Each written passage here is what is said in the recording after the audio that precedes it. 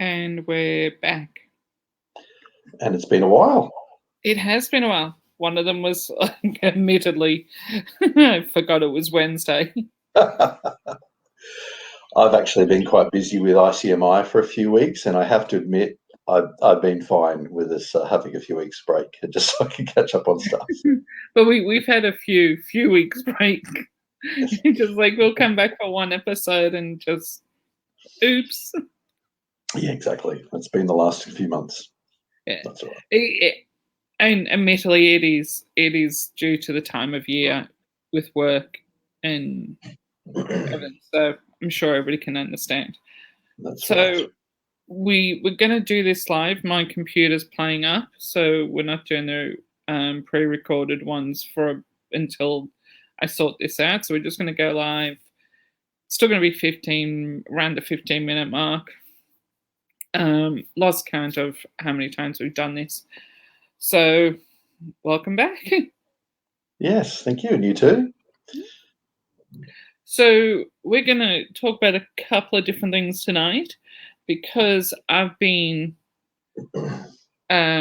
incognito or MIA, whichever one you want to use, for the last couple of weeks. We are going to talk about Lauren Sutherland, but I don't know what's happened. So I'm going to be learning at the same time our audience is. So if and when I have a shocked face, we know it's genuine. That's right. I love Lauren, and we're also going to touch base on men's clubs or gentlemen's clubs. Sorry. Yes. Okay, so I'm interested in Lauren. Okay, so I want to start with Lauren. So start with Lauren. Right. So for those who don't know, Lauren Southern started out some years ago. I think she was about 21 at the time. She was standing. I think the first time she was ever sort of really noticed, she was standing on the court on the steps of a building, holding a sign all on her own, basically raising an anti-feminist position against a feminist protest. Mm-hmm. Obviously very gutsy. That was. And anyway, so Lauren has been doing various things. She actually did some other stuff, went to South Africa, talked about the farmers there, the white farmers, a couple of years ago. She's done a documentary, I believe.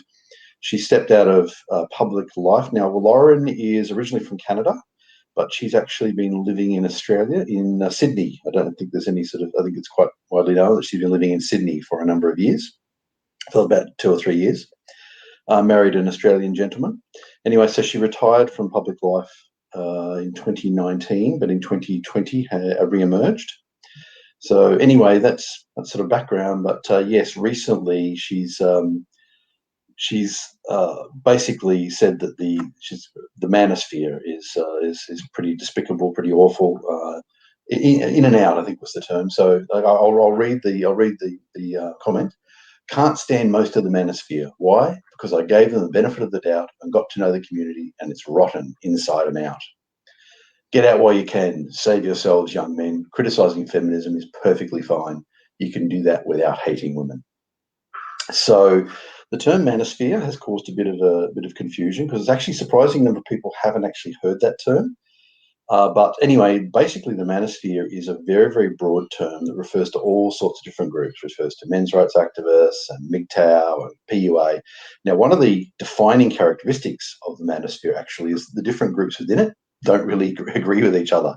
They all agree on the issues, okay, to a large degree, but they very much disagree on what should be done about those issues. So we're saying, let's try to address these issues socially, move the Overton window and get society to recognise the problem.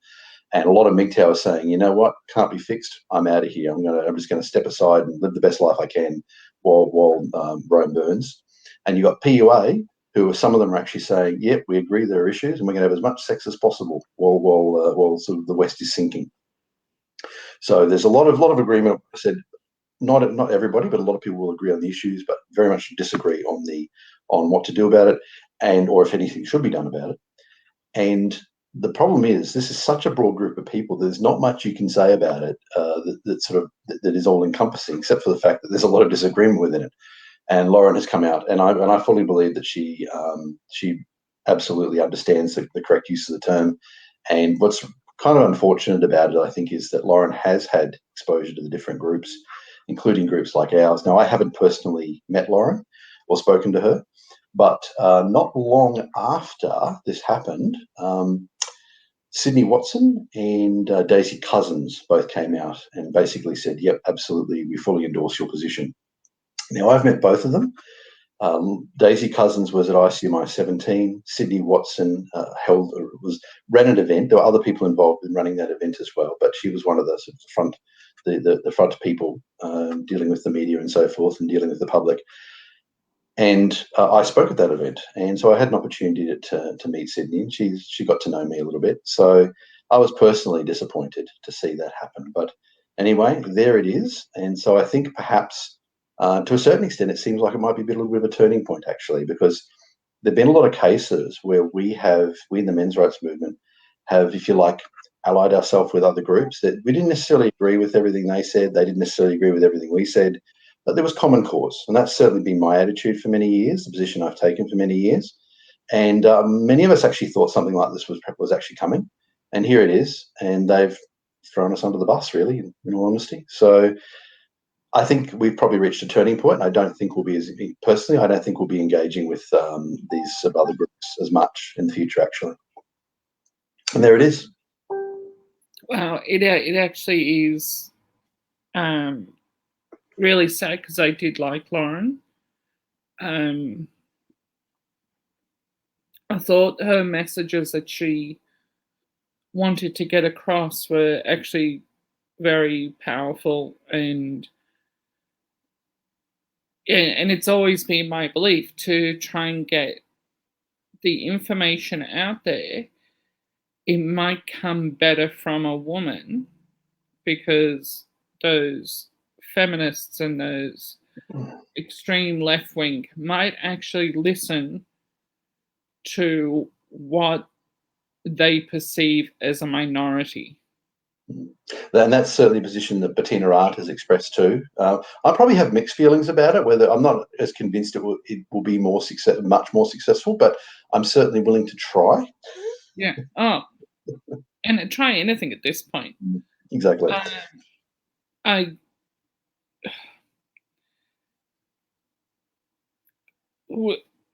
just think Lauren came from it from the right angle. I've seen other women try and do it, and they come at it from a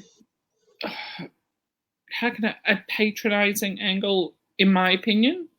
Could be 100% wrong. I've just found it's like mansplaining when they're trying to explain what they're doing, and I do find it a bit patronizing. And I won't name names, but you mean it comes across that way? You think it comes across that way? Yeah. Your video's frozen too, Nat. But no, you're back. That's good. Okay. But it is sad to lose Lauren, but I hope they're not jumping what they think is a sinking ship. Well, I wouldn't characterize that movement as a sinking ship. If anything, it's getting more and more popular, and there are a lot more people supporting what we're doing and saying. That's fantastic. I myself don't affiliate myself with any particular men's groups.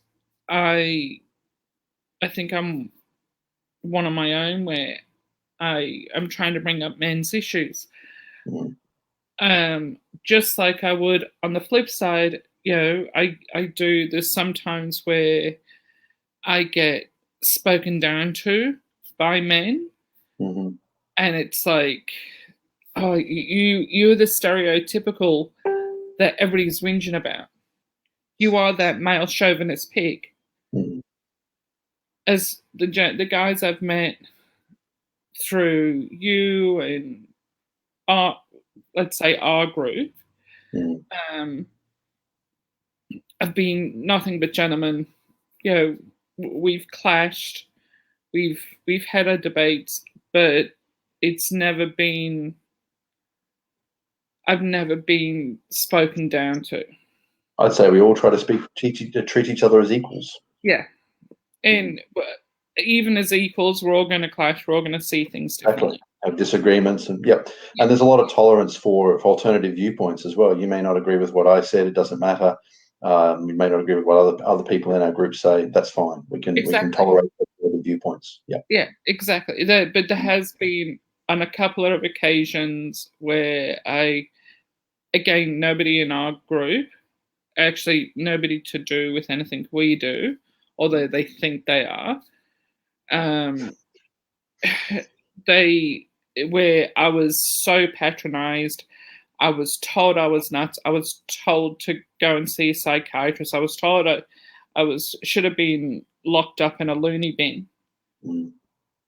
all because of my opinion on a specific topic. Mm-hmm. Yeah. And it's like you're seriously, you were trying to talk down to a woman, and you're doing exactly how these extreme feminists portray all men, Mm.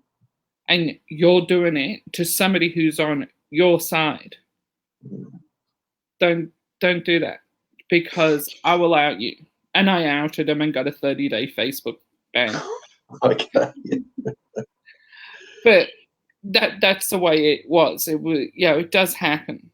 Mm. But this is why I'm not affiliated with any specific men's rights groups.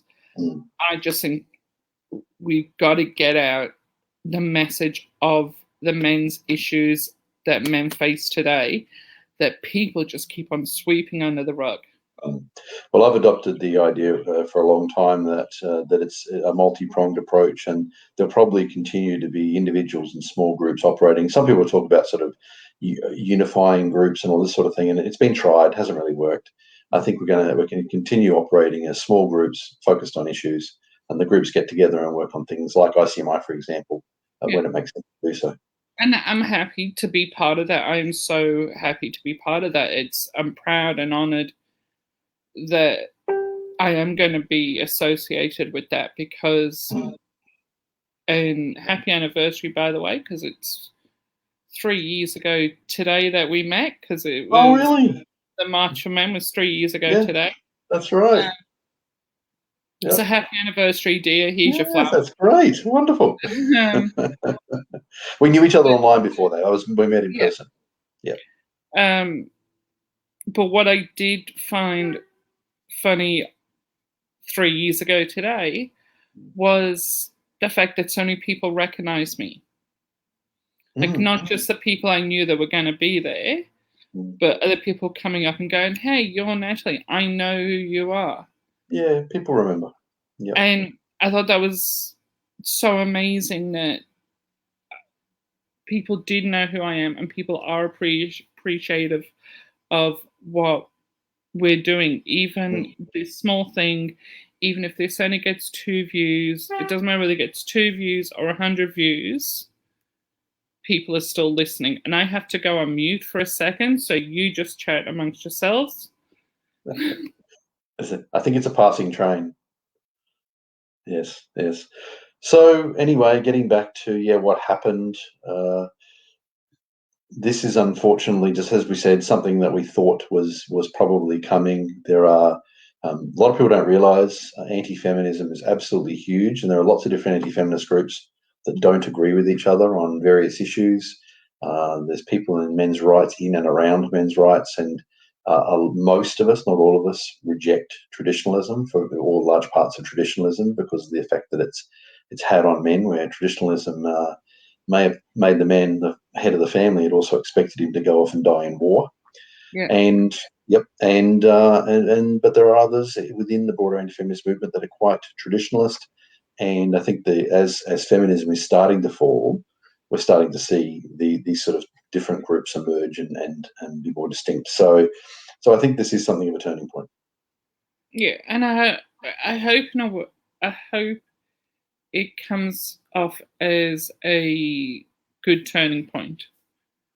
I think so. I do. I think so. As I said, I've always been willing to work with groups, even though I knew they were much more traditionalist than me, and There are others in our movement who weren't as sure, but I think it made sense up to this point. But I think it's time for us to forge ahead. But we are heading up around about 15 minutes. So do we want to talk about gentlemen's clubs? Yeah, and I'll only do about this really quickly. I found out I don't know the name of this particular club or this nightclub. It's in Melbourne, in the CBD, I believe, where it's a gay nightclub for men only. They have a special license to turn away women. I fully support it. I think they should have their own area to be who they are. So as I've said in the past, my view on single-sex organisations is both or neither. If society decides that there should be single-sex organisations, that's whether it's gyms or clubs or whatever, that's fine, as long as both genders can have that opportunity. Or if society decides that they aren't allowed, then it has to be the same for both. That's my view. And I'm glad you brought that point up. So, my understanding, and I could be wrong because I've never been in one, is this club's fine. This club is great. Everybody supports it. Everybody supports what they, it's for men only, for these gay men to be gay men and do whatever they want to do in this club. That's fine. I don't know what goes on in there. I don't particularly want to know. But saying that, with gentlemen's clubs, or cigar clubs, however you want to label it, that the feminists are against these types of clubs. And it's like, what's the difference? Did you know that there are women's clubs, ladies' clubs, just like the gentlemen's clubs? And in some cases, they're even more exclusive. Then what's the difference? Yes. Okay. So, well, feminists are against one and they love the other. They're okay with the other. So I'll give you the Queensland example. There's a club, very famous club called Tattersalls in Brisbane. It was a men's-only club until a couple of years ago when the membership held a vote and allowed women. Now, Tattersalls Club was often criticised as being a men-only club prior to that point. There's a ladies-only club called the Moreton Club here in Brisbane as well, and it's even more exclusive than Tattersalls. And there's never been any attempt to force the club to accept male members. So there is very much a double standard. Like, we should be surprised. Most men's clubs are being forced to accept women, while the women's clubs very quietly go on their way. So if you look on Wiki for Men, there's a page on the Moreton Club there. Otherwise, you can look at their own website. It's pretty clear. It's quite an exclusive club, women only. And that's great. I support that. I support this gay club that only allows gay men. I support that. I support a lesbian club that only allows female lesbians. I support all of that. I agree. It's the double standard I have a problem. It's this one other club that's not allowed, and it's like, why? Yeah. I understand. Many years ago, it was frowned upon, and women were always trying to get in, and like, why aren't we allowed in? I get that. It's not the way it is anymore. And these women's clubs existed during that time as well, and they would argue that a lot of business was exchanged, and a lot of business went on in the men's clubs. But I guess I'd have a couple of comments to do that. Firstly, today, that's probably not really that true. And secondly, I think it would be a mistake to assume that women in high society weren't well connected. And I have no doubt that in the women's clubs, while they may not have been the business leaders or the politicians 50 or 100 years ago, they were married to the business leaders and the politicians, and they would absolutely be opening doors to their husbands, and they would be making connections. That's how society works. Yeah. Well, that was just I don't like the double standards of things. If they've got female clubs, great. If they've got gay men only clubs, great. If they've got female only gyms, great. But why can't we have male only gyms? Because that's sexist. And we're not allowed to have gentlemen's clubs. We're allowed all these other little pockets, but for straight men won't even colorize you, so it's not straight white men, just straight men aren't allowed to go off and enjoy a scotch and a cigar. Well, in fact, even men's sheds many of them have been forced to go to admit women now. So, and the men's sheds were places where men went away and talked to each other in that environment. But And wasn't men's sheds made up for men to get together for mental health? It was like that was always part of it. Yes, exactly. The idea was they go along, they build stuff, they talk while they're building stuff. The men really do tend to have this tendency to sort of need to do. So they go, they do something, they're there, and they do talk about issues. Exactly. That's right. and no Many offense of them. if I'm off doing a crafting, shed, I'm a big crafter, so I'm not knocking it. Yeah. I'm a big crafter. But and it's women only, and I talk about childbirth or my boobs hurt this week or whatever. No offense, I don't want a guy around. That's right. And actually, you make a good point, actually, because there are things like crochet circles and so forth. There are places women go and do activities and talk. You're right. And there's, I guess, those are somewhat analogous to the men's sheds. And you really don't see men moving into those spaces, but women have now moved into the men's sheds in many cases. Just doesn't make sense. Anyway, So it's double standard again. Yep. We'll wrap it up. It's only me, it's only me having a bitch, but it was when it was brought up to me about this gay club, I was like, okay. Yeah. But yeah, and the fact that we've encroached on men's sheds, which is to help men with their mental health issues, is just like, you just, that I've got no words. The bottom line is in Western civilization, women get single gender spaces and men don't. And I have on Wiki for Men a really extensive list of women's only organizations all around the world. Buses, train carriages. By the way, so in countries like India where they have single sex carriages, they have women's only carriages and mixed carriages. There are no men's carriages. There are women only police stations. There are hotel floors. The hotel industry is predicting women only hotels within the near future. There are women only restaurants. All these things are documented around the world. And examples of male only or men only spaces that are equivalent are very, very rare. There are one or two around the world, but not many at all. I know of a couple in the Middle East where and Greece where there are places, organisations basically run by monks where they only allow men, but they're the only ones that I've really come across. I understand. I just quickly want to touch on this before we go. We're talking about the train carriage. Now, we discussed having it in Australia and they're going to paint it pink or something where only women would sit in this carriage. Now, if I'm a person who's going to, forget my gender, if I'm a person that's going to do something bad, I don't give a shit what color the carriage is or it's a woman's only carriage. I'm not going to suddenly get there and go, I'm going to commit a crime tonight, but I can't go into that carriage because I've got a ding-a-ling and it's a woman's only carriage. That's right. So yeah, committing a crime is fine, but stepping into that carriage, can't do it. I can't do it. It's not going to stop somebody who's going to commit a crime. That's right. So, yeah. Queensland has sent a delegation to, I think it was Argentina, to look at women-only police stations.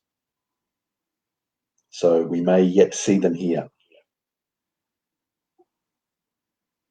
I don't think we should have women-only police stations for certain situations. I think there should be a women's department in a police station. Which they already do accommodate that sort of thing. Right. Support that. I just don't think it's sending the wrong message by not having men in there. It's going, you're 100% right. All men suck and all men are going to attack you. Rather than bringing them into a place where there is men, going into this women's only section and going, see those guys out there? They have my back. Yep, men are far more likely to help and protect a woman than ever hurt a woman. That's the reality of it. Men will, to a large degree, go out. In fact, they'll do it for other men too if the man's threatened, but they're far more likely to do it for a woman, to risk their own safety to rescue her. And for every man who would hurt a woman, there are hundreds of men who would stop him and would risk their own safety to protect a woman. Yeah, Because men go hundreds to of the thousands. rescue. Yeah. So. And you see that you see the men running towards the fire, and you see the woman, and it's instinctive. It's not a degrading thing. Men run towards the fire. The woman protects the ones that, say there's like. You'd be far more likely to see a woman if there were children who had come out of the fire or something, taking the children and keeping them safe. Yeah, exactly. She would protect them. That's what she does. That's what we do as women. It's instinctive.